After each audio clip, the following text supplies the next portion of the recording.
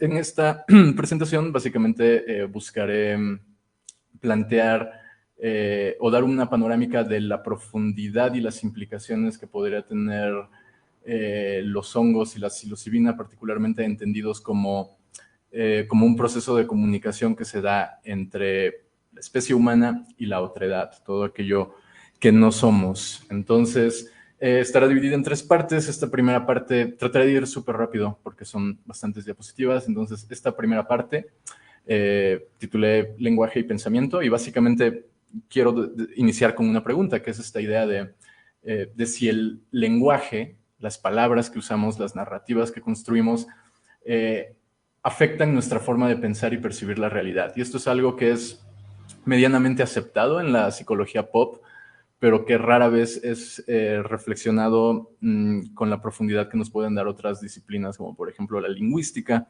en donde estaré tratando de basarme el día de hoy. Entonces, la lingüística, bueno, tiene varios referentes, ¿no? Desde Noam Chomsky hasta Ferdinand de Saussure, hasta Benjamin Lee Whorf, que es uno de los protagonistas de esta hipótesis que quiero mencionar, que se le conoce como hipótesis Sapir-Whorf, y también forma parte de un movimiento más amplio dentro de la lingüística que le llaman el relativismo lingüístico, ¿no? Que así como dentro de la física Einstein produce un cisma con esta idea del espacio y tiempo como una unidad y que el tiempo varía en función del espacio, de igual forma el relativismo lingüístico vendría a ser una analogía en el campo obviamente de la lingüística que propone esta idea de la maleabilidad de la realidad y de cómo interactuamos con ella y cómo procesamos sus elementos a partir del lenguaje y las palabras, ¿no? Entonces, básicamente esta hipótesis plantea lo siguiente. Básicamente entiende a la lengua como el agente que formula y define el pensamiento. Esto es algo totalmente contraintuitivo, porque la idea tradicional es que el pensamiento genera la lengua. Entonces, ya desde ahí es una hipótesis controversial que hay que decir no forma parte del mainstream de la lingüística como ciencia, ¿no? Es más bien una teoría como Jung dentro de la psicología, podríamos decirlo así, ¿no? El psicólogo de la esquina muy, muy raras veces ha escuchado hablar de Jung, ¿no? Pese a que es un personaje fundamental. Ahora, la lengua formula el pensamiento y para explicar esto, la hipótesis se podría dividir en 3 elementos, 3 proposiciones. Primero, las palabras no significan lo mismo en todos los idiomas y más adelante vamos a ver un ejemplo de esto. Número 2, la semántica afecta el modo en que los hablantes perciben y conceptualizan el mundo. Y si consideramos ambas cuestiones, entonces podemos llegar a concluir que los hablantes de diferentes idiomas piensan distinto. Ahora, esto no es del todo correcto, ¿no? Si no, no se podrían hacer traducciones de libros o cosas así. Pero esta teoría, si bien cayó en el olvido o fue refutada contundentemente, surgió una línea que han llamado suave dentro de la lingüística, dentro del relativismo lingüístico, que sí ha llegado a tener algunos hechos que algunos hechos que se han logrado comprobar, ¿no? Entremos en algunas de estas cosas interesantes. Por ejemplo, la evidencia del rol del lenguaje en nuestra percepción de la realidad, ¿no? Y aquí es interesante porque entramos un poco también a tocar el tema de las lenguas indígenas, ¿no? Entonces, en un estudio llevado a cabo por John Lucy, se le pidió a 2 grupos de personas que seleccionaran objetos que les recordaran, que se parecieran a una caja de cartón, ¿no? Y se descubrió que las personas que hablaban inglés escogían objetos con forma de caja, lo cual quiere decir que le están prestando atención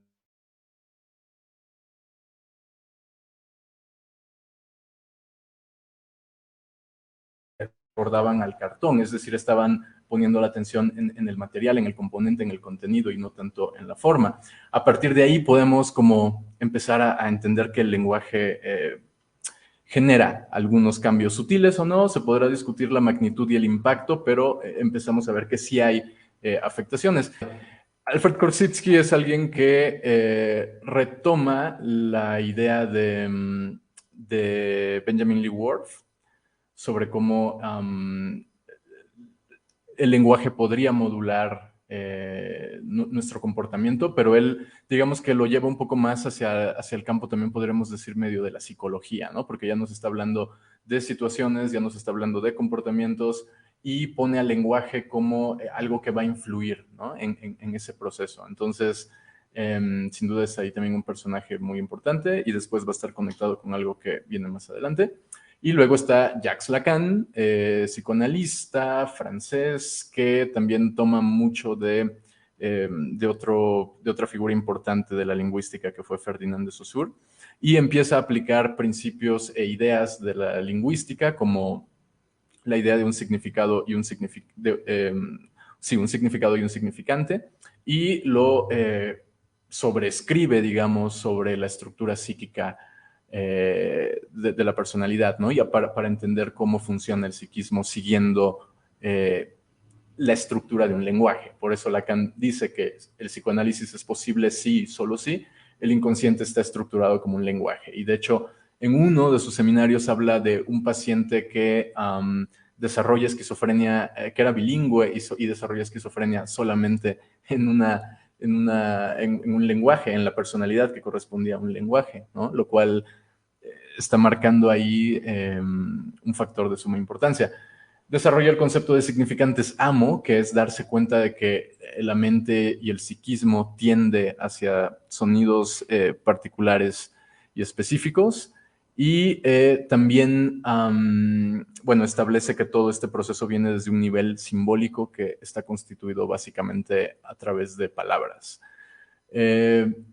Luego, bueno, cambiando un poco de tema, ya vimos lenguaje, ya vimos estas hipótesis que plantean, que modulan nuestra percepción de la realidad, pero que también plantean que podemos conocer al inconsciente y establecer un proceso de comunicación con el inconsciente, porque finalmente es un lenguaje, ¿no? O funciona como un lenguaje. Luego, vámonos un poco hacia la psilocibina, hacia los hongos sagrados. Puede ser la psilocibina, entendiendo la psilocibina no solo como el activo, sino como el espíritu del hongo, quizá parafraseando un poco a María Sabina, cuando probó la psilocibina que había trabajado Albert Hoffman. Un catalizador de la conciencia y el lenguaje, entendiendo que por todo lo que hablamos antes, ya entendemos que el lenguaje y conciencia están vinculados, lenguaje y realidad están vinculados, pero de hecho también hay otro tipo de evidencia quizá un poco más cercana.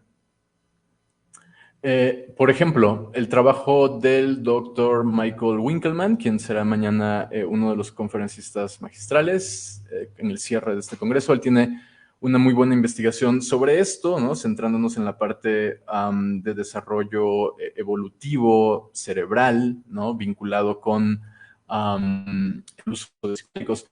Y aquí la evidencia o algún par de citas que me gustaron mucho de estos, que son sus dos últimos papers, nos habla de la activación del receptor 5-HT2A, que son los receptores serotoninérgicos. Ahora, esto es muy importante porque el hecho de que tengamos dentro de nuestro cerebro receptores específicos para moléculas que existen afuera, implica que existe o que es muy probable que haya existido un proceso de coevolución entre esas plantas, entre esos hongos y entre nosotros, y que estos efectos, esta sinergia llevada a cabo entre la fusión del material genético del hongo y el sistema nervioso de mamíferos superiores, como decía Terence McKenna, sea en realidad lo que evoque estos estados de unificación mística trascendente, donde la comunicación con esto otro que se percibe del otro extremo, donde se encuentra el hongo y no el extremo donde estamos nosotros mismos, evoca información nueva, ¿no? Evoca experiencias sensoriales nuevas, aumenta ciertas capacidades que se podrían denominar socialmente avanzadas, ¿no?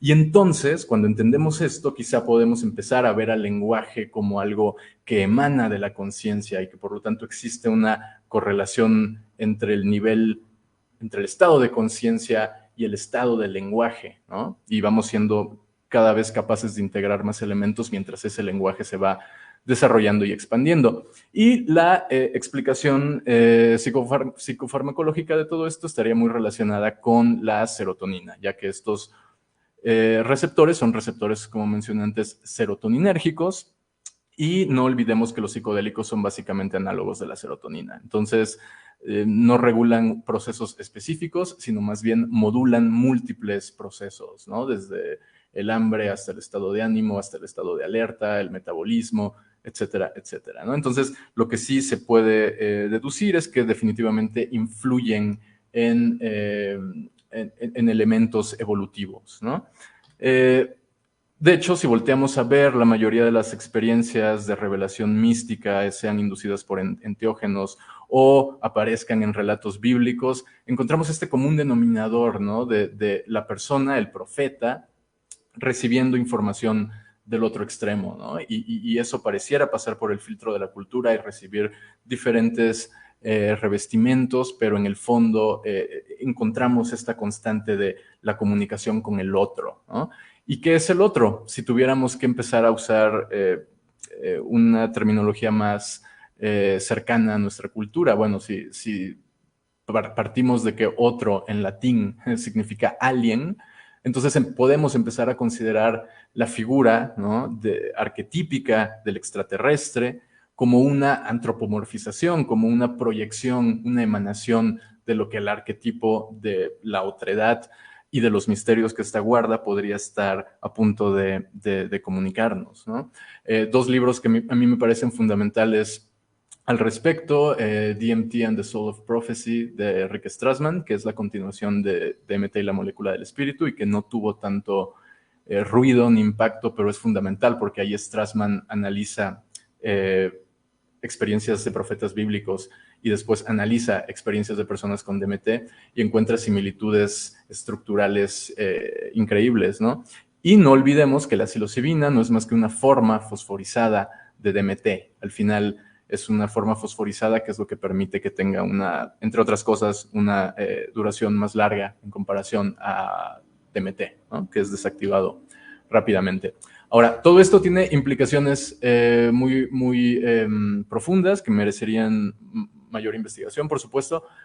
Una de ellas es lo que deja entrever, por ejemplo, el trabajo de Winkelmann, que ya mencionaba antes, todo el tema de los factores coevolutivos que puedan estar ligados al estímulo de estos receptores, ¿no?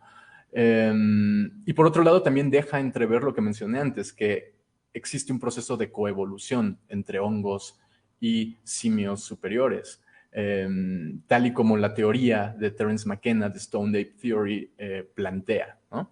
Y por lo tanto también existiría una relación entre la conciencia y el lenguaje y por lo tanto también el tema de el encuentro de los primeros grupos humanos de cazadores-recolectores con psilocibina en las estepas africanas podría ser realmente un escenario viable, ¿no? Luego, tenemos, por supuesto, aplicaciones prácticas en el set y setting, que creo que son conceptos que ya todo el mundo más o menos conoce. Y luego en el concepto de Matrix. Matrix es un concepto que desarrolla la psicoterapeuta Betty Eisner. Y lo que Eisner proponía era que de nada servía, en pocas palabras, que de nada servía el set y setting si saliendo del set y setting tu entorno inmediato refuerza narrativas que contrarresten supuestos o potenciales aprendizajes que tú hayas tenido durante esa experiencia, ¿no? Entonces, volvemos de nuevo a la idea del lenguaje como un agente que tiene sin duda que fortalecer las redes que den sustento a una integración, digamos, de la experiencia. Esto que estoy proponiendo no es nada nuevo, ¿no?, en el sentido de que yo esté diciendo algo que nadie más haya dicho. De hecho, hay un paper bastante bueno por Nicole López del Instituto de Estudios Integrales de California, que precisamente se ocupa de lo que estoy hablando aquí hoy, ¿no? Una exploración de la teoría del relativismo lingüístico para considerar la teoría del mono dopado de Terence McKenna. Y volvemos a la idea, lo que McKenna básicamente hace con su teoría es poner al otro en el lugar del alien que se manifiesta mediante la intoxicación chamánica, como él le llamaba, cuya simbología produciría información nueva. Él le llamaba novel information, ¿no? Incluso desarrolló también una teoría sobre eso. Y eso es en realidad lo que encontramos cuando vemos antropomorfizaciones de la otredad. Por ejemplo, algo más cercano a México sin duda puede ser ver el arte que hay detrás de la figura de Xochipilli y cómo esta figura representa básicamente también una cierta antropomorfización de la otredad. Hay aquí en esta imagen pueden ver a Terence McKenna y Kathleen Harrison a la izquierda y a la derecha sentado Albert Hoffman, muy probablemente tomada en California, en un lugar así, pero hubo una conversación en algún momento entre Terence McKenna y Albert Hoffman y McKenna le preguntó qué prefería, si la psilocibina o el LSD. Y Hoffman le respondió que el LSD porque él sentía que la psilocibina estaba acompañada por alguien más y que había una sensación de estar ante algo más, ante una, llamémoslo así, conciencia de entidad, ¿no? Algo que existe del otro lado. Podríamos argumentar, por todo lo que hemos hablado, la otredad, algo que se podía comunicar con Hoffman en este caso. Y pues bueno, tenemos evidencia de que los hongos se puedan comunicar o que existan mecanismos de comunicación, algo cercano a un lenguaje.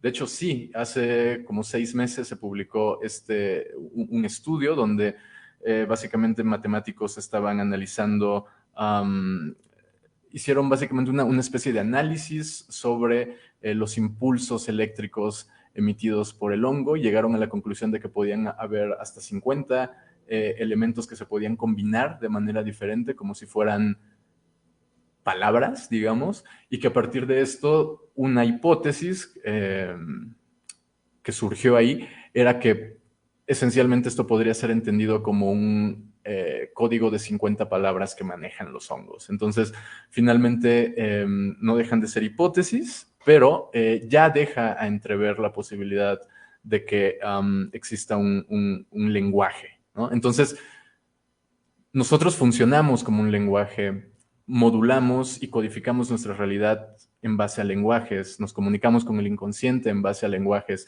Es muy probable que las moléculas con las que estamos interactuando también estén en un constante proceso de comunicación. Por eso es tan importante, creo, voltear a ver a las cosmovisiones indígenas, que son quienes guardan todo este conocimiento y bagaje ancestral, y preguntarnos qué pasa precisamente con las lenguas indígenas.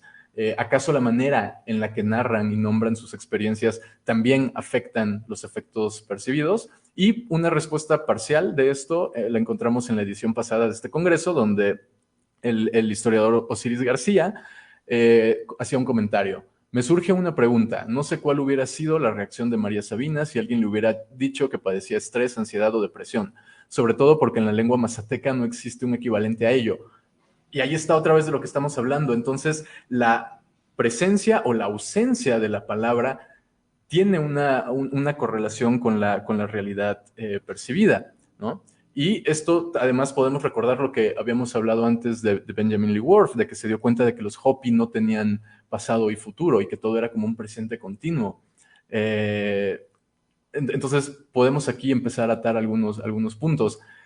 Este texto es buenísimo, el que estamos viendo aquí en este momento. Los hongos del lenguaje es el nombre de un ensayo publicado en una antología de los años 70, un texto no muy conocido, pero fundamental porque de aquí McKenna incluso toma muchas ideas.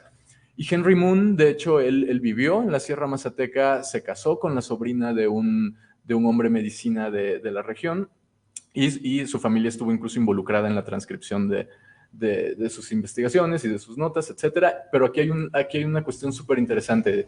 Dice, los mazatecos dicen que los hongos hablan. Si le preguntas a un chamán de dónde provienen sus imágenes, es probable que responda, yo no lo dije, los hongos lo hicieron. Ningún hongo habla, es una antropomorfización primitiva de lo natural. Solo habla el hombre, pero el que come estos hongos, si es hombre de lenguaje, se dota de una capacidad inspirada de hablar. Obviamente aquí hay que ver también el sesgo de un antropólogo, ¿no? Cuando se refiere a antropomorfizaciones primitivas de lo natural. Sin embargo, lo interesante de este texto lo dice más adelante. Chequen lo que menciona a continuación. Los chamanes que los comen, su función es hablar. Son los oradores que cantan y cantan la verdad. Son los poetas orales de su pueblo, los doctores de la palabra, los que cuentan lo que está mal y cómo remediarlo, los videntes y oráculos, los poseídos por la voz. No soy yo quien habla, dijo Heráclito, es el logos. Ok, esta idea, ¿no?, de logos básicamente está planteando una palabra cuya inspiración es divina, ¿no? Se podría argumentar. Pero lo más interesante es lo que dice al final. Menciona que los mazatecos, al final de cada frase, durante la práctica con hongos, mencionan esta palabra, tso, que significa dice, ¿no? Lo cual sería como una reafirmación de que lo que se está diciendo lo está diciendo el hongo, ¿no? Es un mensaje directo del hongo. Entonces, claro, ¿cómo afecta la percepción de la experiencia cuando tu narrativa no te está poniendo frente a un medicamento, ¿no? Como decía Gerson, todo hacia donde se está, las consecuencias de la medicalización, sino cuando tu narrativa básicamente es que estás interactuando con otra entidad, no con cualquier otra entidad, sino con la otredad, ¿no? A partir de aquí, entramos rápidamente en la parte 3. No sé cuánto tiempo me queda. Si me estoy pasando de tiempo, pueden interrumpirme. Pero bueno, es esta idea de que una vez que entendemos las implicaciones del lenguaje y las implicaciones de la psilocibina y la posible relación de la psilocibina con el lenguaje, que lo que nos queda es quizá lo que podemos construir con todo eso, ¿no? Y aquí quiero tomar dos conceptos. El primer concepto es túnel de realidad y el segundo es xenolingüística. El túnel de realidad es un desarrollo conceptual que hace Timothy Leary y que después Robert Anton Wilson expande.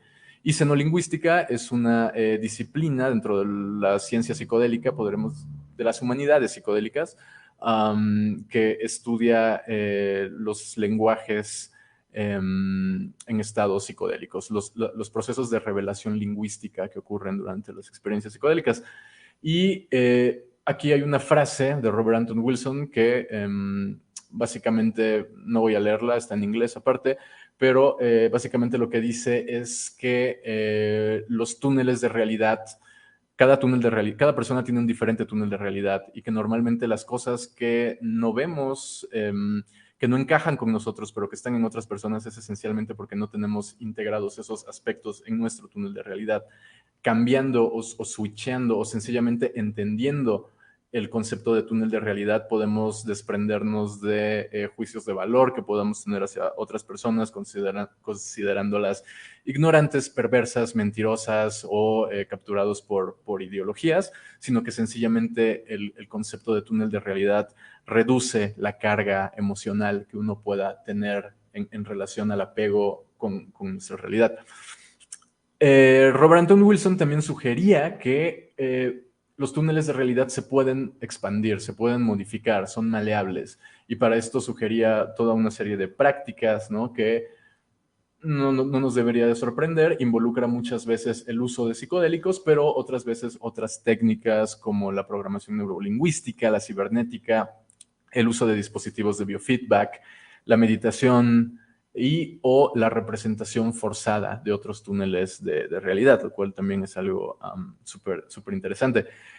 La xenolingüística, por otro lado, estudia estos lenguajes alienígenas que implican visiones de sistemas simbólicos nuevos, ideas novedosas sobre el lenguaje y la comunicación con la gran extrañeza del otro. Entonces, por si no lo sabían, ya existe esta disciplina de xenolingüística que directamente empieza a trabajar con lo que estamos concluyendo aquí hoy, o sea, con esta idea de que hay un otro, de que ese otro establece procesos de comunicación y que esos procesos de comunicación son particularmente ricos en contenido y en imaginario visual cuando nos encontramos en estados psicodélicos, ¿no?